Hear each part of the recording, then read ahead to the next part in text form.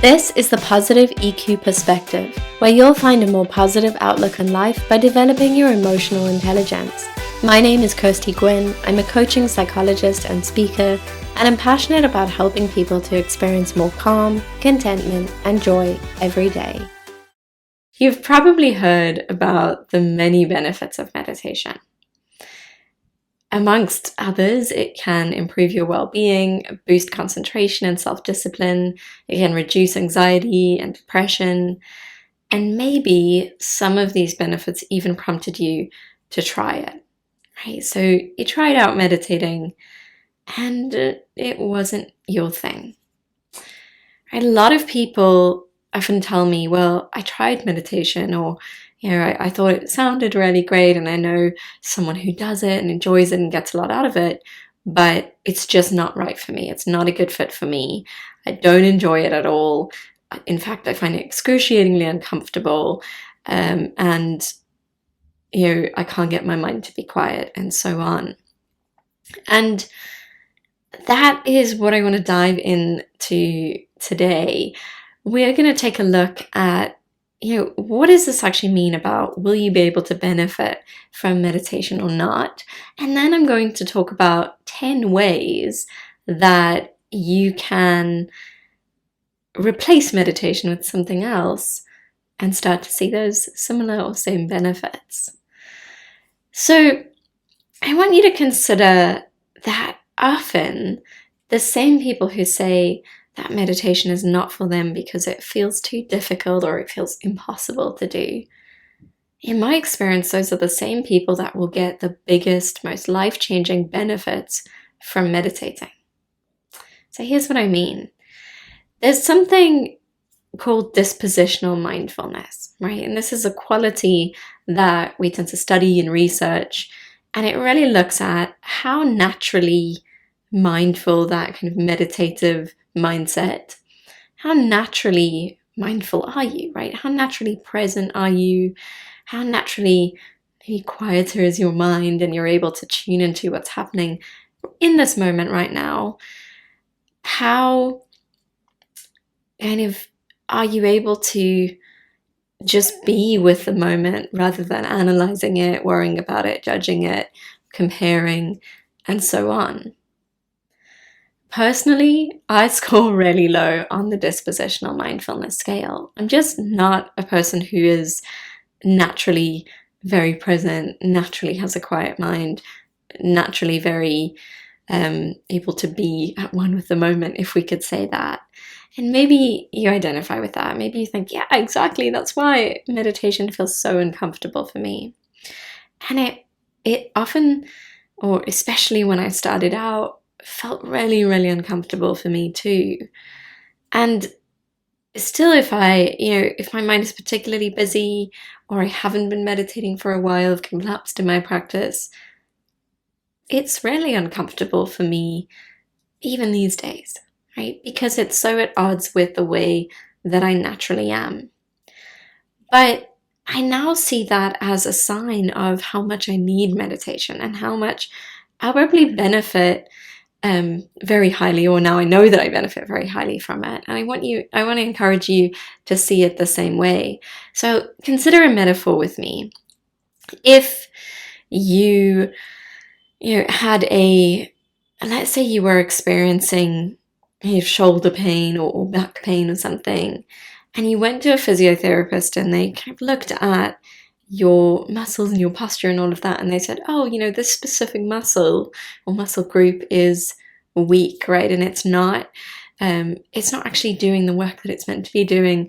And what if we strengthen this up? And then that's gonna alleviate the pain. You'd probably feel a little more in control, right? You'd feel like, okay, I know what I'm meant to do, right? You'd have some exercises to follow, and you'd know that, well, if I strengthen up that muscle, right, I've now identified perhaps a cause of this pain, and if I strengthen it up, I'm going to see that pain can actually go away and that I can feel a lot better. And it's the same with meditation. When we're sitting down, we're trying to meditate, and we realize, or we feel this is not a right fit for me, or it's so uncomfortable, I'm really not enjoying it, it's not my thing at all.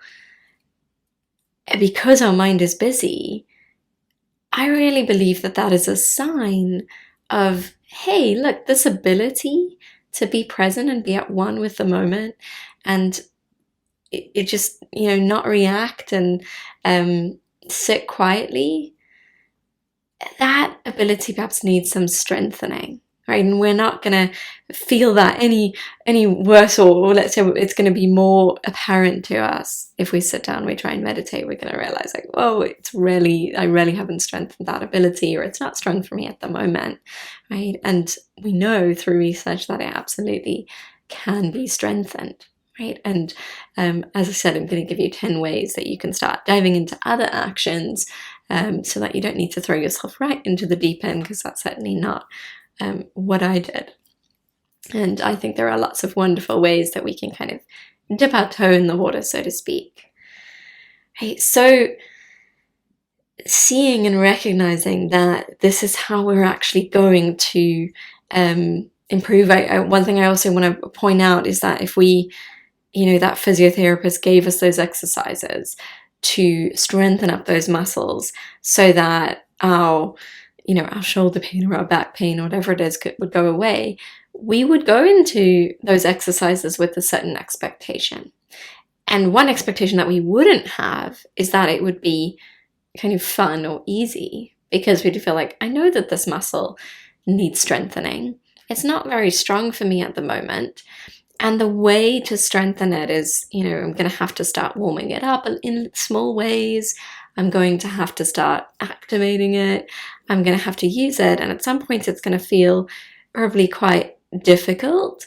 And I know that that's how I know I'm progressing and I'm strengthening it, actually. I think that for a lot of us, when we imagine meditation, we kind of have this idea of a kind of Buddhist monk sitting and looking really peaceful and serene, or maybe we see photos on Instagram of someone meditating in nature and they look really peaceful and they're enjoying it. And so we think of meditation as, maybe we go in with this expectation of it's meant to be enjoyable and meant to feel very relaxed afterwards. And meditation can be wonderful like that, and it can help us to relax. But if we're not used to quieting the mind, and particularly if we have a busy mind, I rather encourage you to think of it as exercise for the mind or gym for the mind at first, recognizing that this is difficult because I'm actually strengthening up a muscle that's not very strong for me right now. And so it doesn't mean when it's difficult that I can't do it, or that I shouldn't do it, or that's not right for me, but rather that I'm actually going to benefit hugely from this, and that, by kind of dealing with that discomfort, that it's going to strengthen that muscle up, so to speak, and I'm going to therefore get better at being present, and so on. I talk further about this idea of a busy mind on one of the episodes on the podcast. You can search for it. It's called Why Your Mind is Constantly Busy and What to Do About It. So finish listening to this one, and then that's a great episode to kind of accompany it, and it just explains, I think, quite nicely in conjunction with that topic. So let's talk about where to begin if it feels like meditation hasn't been working for you. It's excruciating. So maybe you're saying now, okay, Kirsty, I hear you that maybe the reason meditation's so hard is because, I need to strengthen up that muscle, but do I really need to go and sit quietly and do that in that way? And my answer is no. Right? We can actually practice that state of mind in many other ways. And what I love about that is we can work with ourselves as individuals. So if meditation never feels right for you, that's no reason to say that you can't train your mind to be more present and calmer and get these same benefits. And I'll share with you how. We're going to be looking at a range of different mindfulness activities. Now, a lot of people, when they hear the term mindfulness, they think, well, mindfulness, meditation, same thing, right? And that's what I used to think. But they're actually distinct, or they're similar, but one falls under the other. Meditation is a form of mindfulness. So it actually falls under this umbrella of mindfulness. There are many, many ways that we can practice a mindful state of mind, and meditation, that formal practice of sitting quietly and trying to witness what's going on without reacting, that is a formal way of practicing mindfulness, but it's just one way, and there are lots of different ways that we can do it. So let's take a look at how we can do them. So the first is mindful movement. This is one of my favorites. So particularly if your mind is busy and you don't like to be inactive, mindful movement is a wonderful one. This means that whatever exercise you're doing, you make an effort to really tune into the sensations of how it feels in your body, and not to judge them, but just to notice what's going on. So for example, I absolutely love yoga, and that's of course one that really incorporates a lot of mindful movement automatically. But as you move, you really try and be present with how it feels in your body, and to focus on the feeling of the breath in your body, and so on. But you could do this while you're taking a run, right? So even as you're running, you can really listen to the sound of your feet hitting the floor, and you can feel how your body moves as you run. You can feel the wind against your skin, right? Depending if it's a windy day where you're running really fast, right? And we can just try and really tune into our senses as we move and how our body feels. And that means that we're going to notice that, hey, I'm putting my focus on what's happening in the present moment in terms of my body and how it feels, and whatever I notice around me, the sounds, what I can see, and so on. The music that I'm listening to, certainly. That's why a lot of us find it easier to exercise with music, because we're really focused on the music, therefore not as focused on, oh, I'm so exhausted and I just want to stop, and so on. So practicing mindful movement is a great way that we can essentially get into that meditative state, but in a more active way, right? And we get that double benefit of exercise, which is nature's natural antidepressant. The second one I want to offer you is kind of similar, taking a mindful walk, right? So this is one that I love to do, and when I would commute, I would often just, even walking to my car, I might put on a 5 or 10 minute walking meditation. And it really would just encourage me to, it would be guided to tune into what I can see around me. Again, the sound of my footsteps. I would really look at any beautiful things that I noticed, or I'd look for a certain color. Really just trying to be with that sensation of walking, right? And we could do this wherever we like. And the difference for me is that often when I would walk, to the tube, or I would walk to my car, it's really a time for me when I get caught up in a lot of thinking, and I tend to run through my to-do list. I tend to think about, worry about things, and so on, just have a really busy mind at that time. And so replacing this with saying, well, actually, I'm going to just be in tune with my senses, and I'm going to focus on feeling what's going on, or sensing what's going on, rather than thinking about what's going on, right? And that can actually help me to feel a lot more present and relaxed by the time I get wherever I'm going. Spending time in nature mindfully is a wonderful one, and one that many of us find that we do quite naturally. Often when we're in nature, we become naturally more present. We listen to the birds tweeting, we feel the grass beneath our feet, we feel the sun on our skin if it's a lovely sunny day, and we just feel more present. So again, spending time in nature, but shifting your focus to your senses. Noticing, what can I smell? What can I hear? Right? What can I feel? What can I see?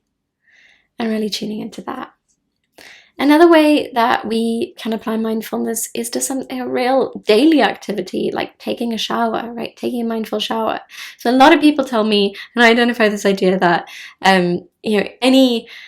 any moment where we have really time by ourselves, that it can become a situation where a lot of rumination happens, with negative thinking a lot. And we can get caught up in those negative thoughts. And something, what we can replace that with, again, is coming into our senses. right? And so just a lot of people say, well, oh, you know, by the time I get into the shower, then I'm running through my whole to-do list, or I'm thinking about all the things I got to do as a parent and so on. By the time I get out, I'm absolutely frazzled. And instead, can we shift our focus to how the water feels on our skin, how the body wash that we're using smells, right? And really noticing the steam, right? So just, again, shifting into our senses and being present in that space. And that's a practice that's so easy to integrate, right? You could literally set that as a trigger every time that I get in the shower or I get in the bathroom, just try and be present. 5 minutes. Mindful cooking is a really lovely one. So if you love to cook or you love to bake, right, this is a great one that we can tune into, being present with that. I recently did Alice Waters' masterclass on, I think it was farm style cooking or something like that. And one thing that she really encouraged was that you use your hands when you cook, right, to like mix things up and really get in there. She was like, it's way better than using utensils to just be able to tune into, are things ready and so on. And I love that idea, because I thought it does make us more mindful, doesn't it?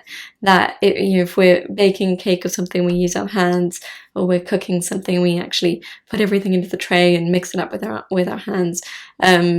That we're going to just be more present with the sensations, and then we can also tune into, how does it smell? You know, we can take a taste and really be present with our senses, right? Which is going to mean we're less likely to be caught up in thought.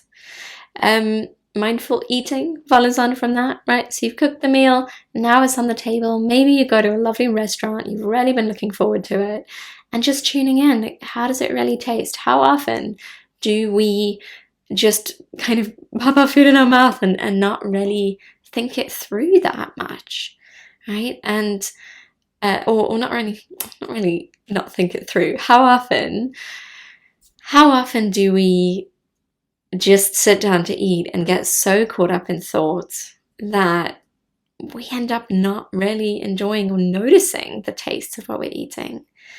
And what I find amazing about mindful eating is there have been some studies looking at, are we more likely to overeat when we eat mindfully, or less likely? And it turns out we're less likely because we're more satisfied by the food earlier on, and we're also more in tune with our body. Hey, I am actually full now, right?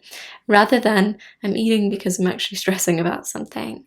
So tuning in and noticing those tastes is going to help us get so much enjoyment. I had a student in one of my courses the other day share that she was from India, and she said that she got hold of some food that she hadn't been able to eat in a very long time, and she'd kind of been waiting for the right moment, and we ended up doing a mindfulness activity, and she thought, oh, I'm going to apply this to that. And she said just that bite was so delicious, and she was fully present with it, just tuned into those senses rather than being caught up in thought, right? Mindful music, this is one that I absolutely love. We so often have music on in the background. Can we put on our favorite song, or put on a beautiful piece of music and just lie on the couch, or just close our eyes for a moment and just be with that music? Maybe try and pick out the different instruments, follow them in your mind, right? I love to kind of think of that and just imagine this rhythm and just be present with that music. We're going to get so much more enjoyment out of that. And you can even move your body to it, right? That would also be another way to kind of bring that sense of presence in. We can move on to the sense of smell, right? And something like aromatherapy oils or nice smells that you enjoy, right? And really taking time to just be present with different smells, right? And shifting your attention to that rather than being caught up in thought. Something like having a massage, right? That sense of touch that we have. And if you've ever gone for a massage and been really frustrated that your mind is busy the entire time, right? Well, we just want to, in any of these cases, when we notice that thoughts are coming in, we just, what I like to do is just breathe out and shift my focus back to my senses, right? So we just notice again, how does this feel, right? So going for a massage and really just trying to be present with the sensations and feeling rather than thinking, right? And just being with those sensations. And number 10 is mindful creativity, right? So a little bit different here, but is there something that you enjoy making? And can you be just fully present with that experience of making whatever you're making? So if you enjoy crafts, if you enjoy woodwork, right, whatever it is for you, can we just be present with, again, how it feels, how it sounds, and go into the zone, right? If there's anything that makes you lose track of time, those kind of activities, and just being present with them. So these are 10 different ways that you can get the same or similar benefits of meditation just from doing mindfulness in your day-to-day life, right? What we're doing here is we're just paying attention to what's going on in the present, and we're using our senses to do that. So rather than thinking about the situation, we shift into, what do I notice, right? What do I smell? What do I hear? What do I see? What do I feel? What do I taste?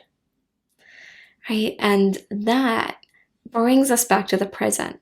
It's going to, over time, slowly train your mind to be more present, to be less busy. And who knows, down the line, you might just find that meditation suddenly seems a lot easier after all that practice. Well, that's it from me. Thank you so much for listening. And if you enjoyed this episode, please subscribe. Every subscriber counts, and it helps this information to reach more people. Thank you, and I'll see you next week on the Positive EQ Perspective. If you're looking to calm negative thoughts, accept yourself, and live joyfully, then you need my free roadmap to overcome negative thinking. You'll discover 7 steps to follow, as well as 3 mistakes most people make trying to improve their mindset and life that only make things worse. Visit positiveeq.com/free. That's positiveeq.com/free.